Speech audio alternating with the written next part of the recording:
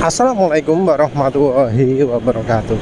Jadi lagi-lagi ya, ada yang protes, ada yang komplain, mengapa kok penulis itu ngomong oli hitam itu tanda oli jelek. Tapi di sini poin utama yang ingin penulis sampaikan itu adalah bagaimana caranya tahu oli hitam itu masih bagus atau oli bening yang sudah jelek. Jadi yang harus diketahui itu adalah oli itu jadi hitam hanya merupakan indikasi perubahan salah satu atau beberapa sifat oli. Perubahan warna hitam ini tidak mewakili keseluruhan kondisi oli, karena yang hitam itu adalah base oilnya, bahan dasarnya, cairannya. Sementara di oli itu tidak hanya base oil saja, tapi juga ada padatan-padatan, ya pokok aditif-aditif yang lain. Sebenarnya aditif itu ada yang berupa cairan, ada yang berupa padatan.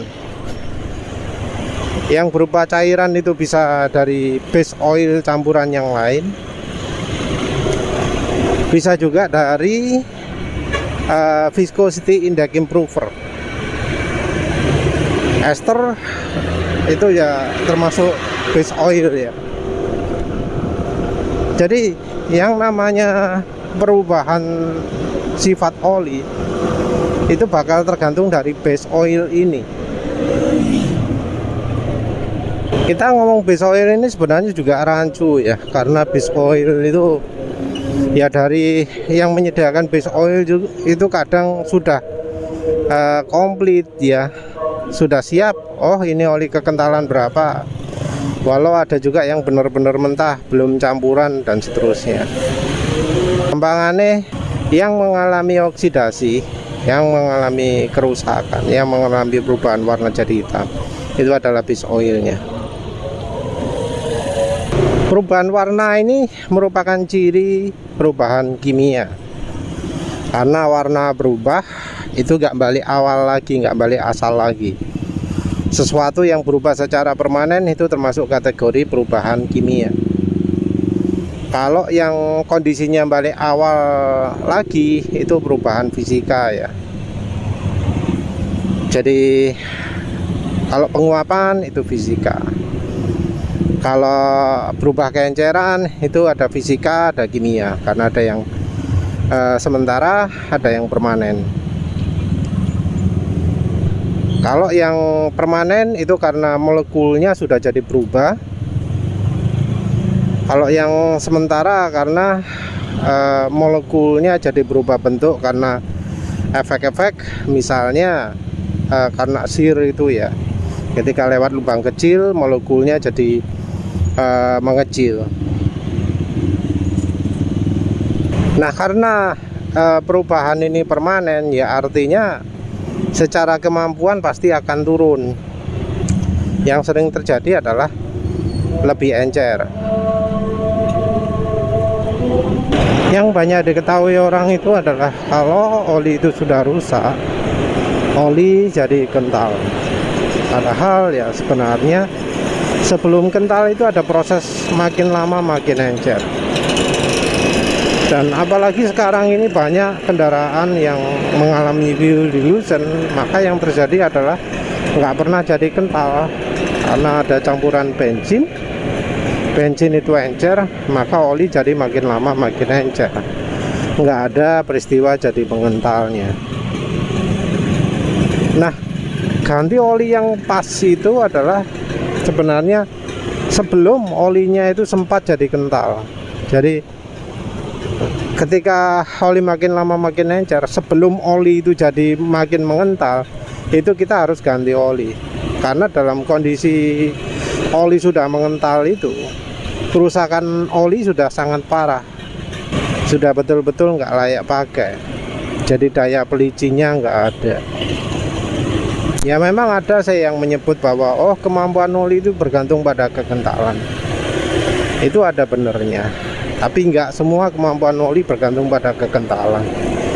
Ada juga yang namanya film strength yang merupakan sifat oli yang menentukan seberapa lengket oli itu ke logam. Ini sifat polarnya oli ya. Nah, kalau oli sudah tidak punya film strength lagi, maka walau olinya masih ada kekentalannya, dia kemampuannya akan sangat lemah.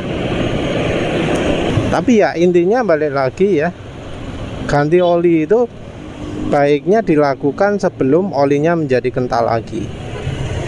Nah, kalau dari standar yang sudah ada, oli itu disarankan diganti ketika oli diteteskan ke tisu, warnanya berubah jadi coklat. Jadi setelah teteskan ke tisu, dibiarkan beberapa jam gitu, warna olinya coklat. Kalau yang masih layak pakai belum sampai coklat, mungkin masih kuning. Oli yang mungkin butirannya terlihat kuning pun bisa terlihat putih ya, kalau olinya masih baru. Jadi coklat di kertas tisu yang sudah dikeringkan itu menunjukkan benar-benar seberapa parah oksidasi dari oli. Jadi oli itu kadang mungkin kelihatan hitam ya kalau kita lihat butirannya, tapi diteteskan belum hitam. Ada juga yang sebaliknya, kelihatannya nggak begitu hitam, tapi ketika diteteskan ternyata sudah coklat ya. Nah, acuan kita adalah itu ya, dan itu merupakan standar yang sudah lama dipakai di dunia otomotif. Nah, kemudian terus ada orang Indonesia yang mendadak merubah standar. Oh, oli hitam masih bagus kalau di kuku masih gini. Ya itu jangan didengar lah ya. Kita pakai acuan yang sudah ada. Terus kemudian ada juga oli yang bening tapi sudah harus diganti. Kenapa kok bisa terjadi seperti ini? Karena ya itu tadi ada yang namanya fuel dilution ya. Fuel dilution itu terjadi ketika bensin itu rembes ke ruang oli. Rembesnya bisa sebelum proses pembakaran atau sesudah proses pembakaran. Jadi yang namanya gap antara piston dan silinder itu nggak pernah betul-betul sampai betul-betul rapat gitu ya. Jadi ada jarak longgarnya.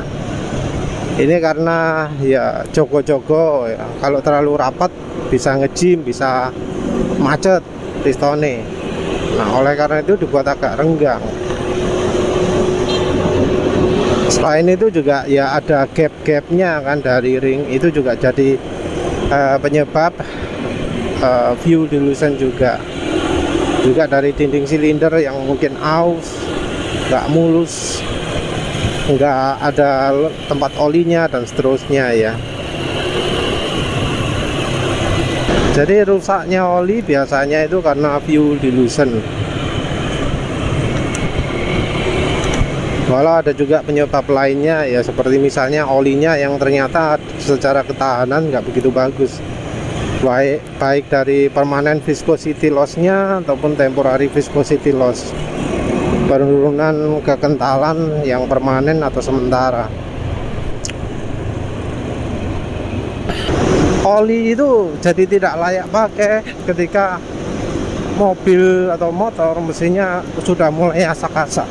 Asak-asak itu suara seperti kalau kita amplas ke logam ya. Jadi kalau sudah ketemu seperti logam yang saling bergesekan, nah itu sudah merupakan tanda bahwa oli sudah berkurang kemampuannya, baik secara cairannya maupun secara aditifnya. Oh iya, aditif ini juga salah satu faktor ya mengapa kok kita harus ganti oli walau olinya masih belum kotor, belum coklat, belum hitam ya. Karena aditif itu merupakan salah satu faktor penting pada pelumasan. Aditif ini yang penulis maksud terutama adalah aditif anti aus, yaitu aditif yang berguna membuat mesin itu suaranya halus. suara halus yang terjadi karena olinya bisa melindungi mesin dengan baik. Jadi komponen yang saling bergesekan itu bisa dicegah gesekannya. Kalau tidak bertemu langsung karena ada aditif ini, karena aditifnya yang jari bantalan, maka ya suara mesin akan halus. Halus tentu ya kadang agak sulit ya, karena misalnya di mobil itu sulit mendengar suara halus kalau misalnya sekitarnya rame. Harus di yang tempat benar-benar sepi ya, di tempat yang benar-benar sepi baru bisa dinilai apakah oli itu bikin suaranya mesin halus atau kasar. Jadi kita menilainya itu ya dari suara wis seringnya ya, suara halus kasar kalau oli masih bening tapi sudah berkurang kemampuannya itu. Ya wis itu ya. Jadi penulis nggak ragu, drain oli yang kondisinya masih bening kalau dipakai suara mesin nggak asal. Apalagi kalau kemudian top speed sampai turun 0-100 sampai berkurang, apalagi motor jadi boros. Nah itu walau olinya bening wis di drain saja, karena percuma dipaksakan olinya malah jadi merusak mesin. Jadi penurunan performa itu wis indikasi awal berkurangnya licinnya oli yang kalau diteruskan bisa mengarah ke keausan. Kalau keausan terlalu lama terjadi ya bisa oblak, bisa rusak mesinnya. Ya wis itu saja. Terima kasih sudah menonton. Assalamualaikum warahmatullahi wabarakatuh.